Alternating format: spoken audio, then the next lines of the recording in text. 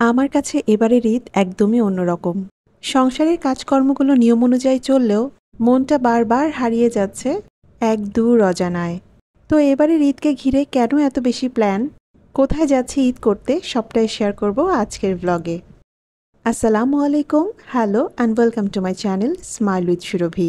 সবার সুস্থতা কামনায় শুরু করছি আমার নতুন আজকের ব্লগ। মায়ের বাসায় গিয়েছিলাম সকাল 11টায়। যাওয়ার পর দেখি ওনার সারাদিনের রান্না বান্না, ঘর গোছানো, কাপড় ধোয়া, আমার জন্য নাস্তা বানানো সব কিছু কিন্তু কমপ্লিট, এবং শুরু করে দিয়েছেন সিস্তার একটা নতুন জামার ডিজাইন। আজ দুপুরে মায়ের বাসায় ছিল একটা স্পেশাল মেনু। সেই রান্নাটা আসলে আমি ভ্লগ করব কারণে মা সেটা রান্নাটা কমপ্লিট করেননি। আর আপনাদের সঙ্গে নিয়ে আমি কিন্তু এবারে রান্নাটা কমপ্লিট করে দিচ্ছি। অনেকেই কিন্তু আমার ভ্লগ দেখে বলেন যে আমি সারাদিনে এত কাজ কিভাবে করি। আপনারা যদি আমার মায়ের রুটিনের কথা জানেন তাহলে আরও অনেক বেশি অবাক হয়ে যাবেন। আমার তো টুকটাক কাজের জন্য হেল্পিং হ্যান্ড আছে, আমার মায়ের কিন্তু সেটাও নেই। উনার সব কাজ উনি নিজে করতে পছন্দ করেন। আর এদিকে কিন্তু রান্না হচ্ছে কাঁচা কাঁঠালের তরকারি। এই তরকারিটা আমরা সাধারণত গরুর মাংস বা একটু বড় সাইজের চিংড়ি দিয়ে খেতে বেশি পছন্দ করি।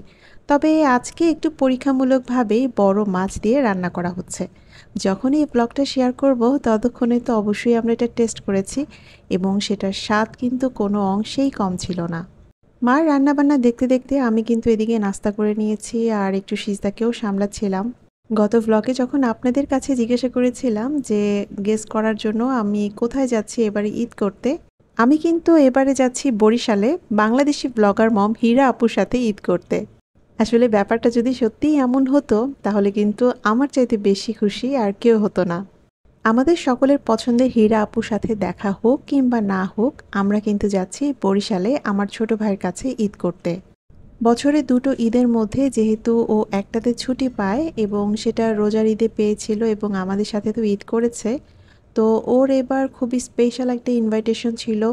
বারবার বলছিল যেন আমরা সবাই মিলে ওর ওখানে গিয়ে ঈদ করি। আবার এটাও বলছিল যে ওর যদি আবারও পোস্টিং হয়ে যায় তাহলে কিন্তু বরিশাল শহরটা ঘুরে দেখার সৌভাগ্য আমাদের আর হবে না। আর প্রত্যেকেরই যেহেতু একদম কলেজ বা ইউনিভার্সিটি এবং সেই সাথে অফিস, এইগুলো সব কিছু মেনটেন করে আমাদের ঘুরতে যেতে হয়, তাই ঈদের ছুটিটাই আমাদের কাছে মনে হয় ঘুরতে যাওয়ার একটা বেস্ট অপশন। যখন থেকেই আসলে আমরা ডিসাইড করেছি বরিশালে যাব, তখন থেকে যেন আর সময় কাটছে না। মনটা বারবার চলে যাচ্ছে ছোট ভাইয়ের ওখানে। মনে হচ্ছে কবে সেই আমাদের কাঙ্ক্ষিত দিনটা আসবে, আমরা কবে আমাদের ঈদ যাত্রাটা শুরু করব। গত বছর কিন্তু আমরা গিয়েছিলাম ময়মনসিংহে, আর ঈদের পরদিন ছিল আমার কাজিনের বিয়ে। আর এবারের ঈদটাও আমাদের কাছে একটা ভিন্ন অভিজ্ঞতা, সত্যিই অনেক বেশি ভালো লাগছে।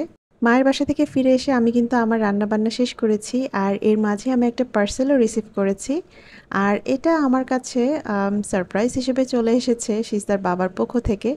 তো একা আসলে সেই সারপ্রাইজটা কি দেখবো কেন, অবশ্যই আপনাদের নিয়েই সেটাকে উপভোগ করব। কিছুদিন আগে ও একটা ইয়ারপড কিনেছিল এবং আমরা বলছিলাম যে খুবই সুন্দর এবং এটার সাউন্ড কোয়ালিটি দাম অনুযায়ী অনেক ভালো। তো আমাদের দুজনকে, অর্থাৎ আমাকে এবং নীরকে সারপ্রাইজ দিয়ে আমাদের দুজনের জন্য দুটো গিফট পাঠিয়ে দিয়েছে। সত্যি আসলে ভালো লাগে। একঘেয়ে জীবনে এই যে ছোটোখাটো সারপ্রাইজগুলো রয়েছে, এগুলো আসলে বলবো যে পজিটিভ এনার্জি হিসেবে দেয়, পজিটিভ চিন্তা করতে আপনাকে অনেক বেশি সাহায্য করবে।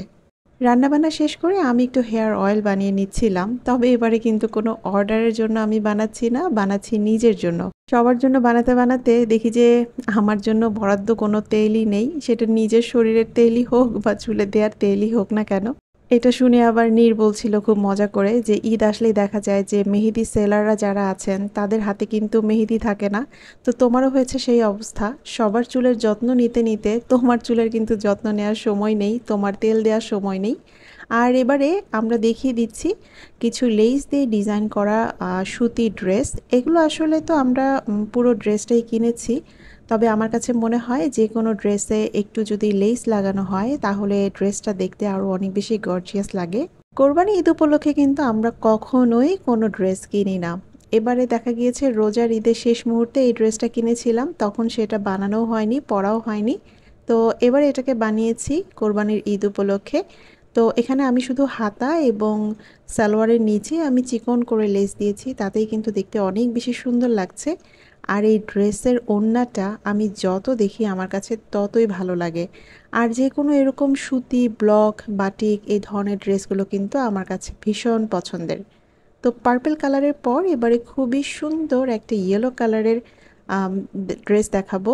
এই ড্রেসটা হচ্ছে আমার মায়ের, এবং এই ড্রেসের একদম নিচের যে প্যানেলটা রয়েছে সেখানে কিন্তু দুই ধারেই আমরা লেস ব্যবহার করেছি সাদা রঙের, এবং লেস দিয়ে গলায় একটা ডিজাইন করা হয়েছে।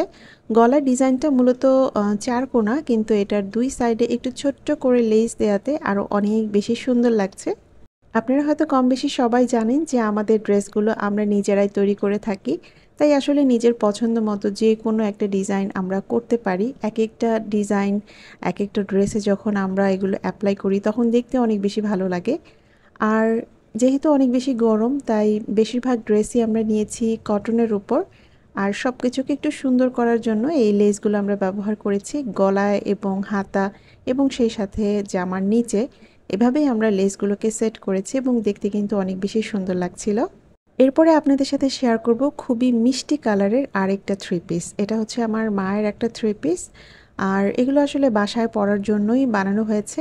বাসায় কিংবা ঘরের বাইরে যেখানেই পরি না কেন একটু লেস দিয়ে বানালে খুবই সুন্দর লাগে। আর এই হালকা কালারের ড্রেস এই সামার সিজনে কিন্তু অনেক বেশি সুদিং একটা কালার এবং খুবই সুন্দর একটা ফিল হবে। তো এটাও জামার নিচে খুব সুন্দর করে লেস বসানো হয়েছে, এবং গলার যে ডিজাইন সেটাও কিন্তু আমার মা নিজেই করেছেন এবং দেখতে মাশাআল্লাহ অনেক বেশি সুন্দর লাগছে। সিজদার জন্য কিন্তু ড্রেস বানানো হয়েছে, তবে তার আগে একটু দেখিয়ে দিব সেলাই মেশিনের বিস্তারিতটা। বন্নি আপু নামে আমার একজন আপু এটা দেখতে চেয়েছেন। আমাদের এই সেলাই মেশিনের বয়স হবে মিনিমাম 25 বছর, তবুও এখনও আম্মু এত বেশি যত্ন করে রেখেছেন যে অনেক বেশি চকচকে লাগে, নতুন লাগে। একসময় এটা ছিল হাতে ঘোরানো মেশিন বা হাত মেশিন, তবে এখানে কিন্তু এখন একটা মোটর বসানো হয়েছে, যেটা আসলে পা দিয়ে এখানে প্রেস করলে সেলাইটা কন্টিনিউ করা যায় এবং এটা কারেন্টের মাধ্যমেই চলে।